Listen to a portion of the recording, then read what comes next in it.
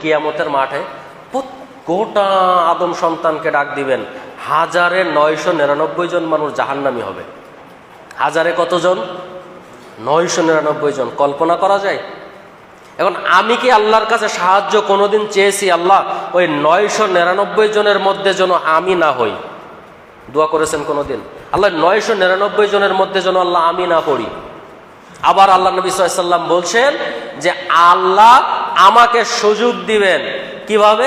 আদম মুহাম্মদ সাল্লাল্লাহু আলাইহি ওয়াসাল্লামের উম্মতদেরকে আল্লাহ বিনা হিসেবে প্রথম 70,000 মানুষ আল্লাহ জান্নাতে দিবেন। সুবহানাল্লাহ। কত হাজার? 70,000। তো এবার ওই 70,000-এর প্রত্যেক হাজারের সাথে আরো 70,000, তার মানে যে কত লক্ষ মানুষ বিনা হিসাবে জান্নাতে যাবে কল্পনার বাহিরে। এখন কি আপনি কোনোদিন আল্লাহকে বলেছেন, আল্লাহ ওই যে 70,000 মানুষ বিনা হিসেবে জান্নাতে যাবে তার মধ্যে আল্লাহ তুমি আমাকে রাখিও? এভাবে কোনোদিন দোয়া করেছেন? নামাজ শেষ, সালাম আলাইকুল্লাহ সালামতুল্লাহ, দৌড়। বুঝেন নাই? সালামতুল্লাহ সালামতুল্লাহ, কোন রকম পড়ে বিহাক্কি লা ইলাহা ইল্লাল্লাহ মাইরা দিছে আর দৌড়। মানে হুজুর যে কত বড় বাটফার! তাই তো আল্লাহ রাসূল বলছেন একদল হুজুর দিয়ে জাহান্নাম উদ্বোধন হবে। কি উদ্বোধন হবে?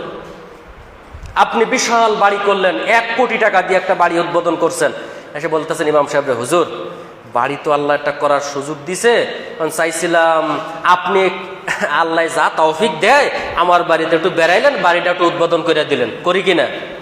গার্মেন্টস উদ্বোধন করতেছেন, ফ্যাক্টরি, দোকান, শোরুম, এই সেই সব কিছু হুজুর ডেকে উদ্বোধন করতেছেন না?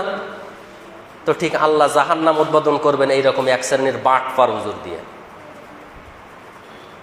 ওই যে বিহাক্কি লা ইলাহা ইল্লাল্লাহ মেরা দিল। আল্লাহ রাসূল দোয়া পড়তেন, একাধিক দোয়া আছে সালাতের পরে। তাই তো আল্লাহ রাসূল সাল্লাল্লাহু আলাইহি ওয়াসাল্লাম বলছেন, ফি দুবুরি কুল্লি সালাত, সালাতের পরে যত দোয়া কবুল হয় অন্য সময় এত দোয়া কবুল হয় না। তো সম্মানিত হাজিরিন, যে কথা বলছিলাম সেটা হচ্ছে আল্লাহ আপনাকে আমাকে এখন সুযোগ দিয়েছেন ইবাদত করার।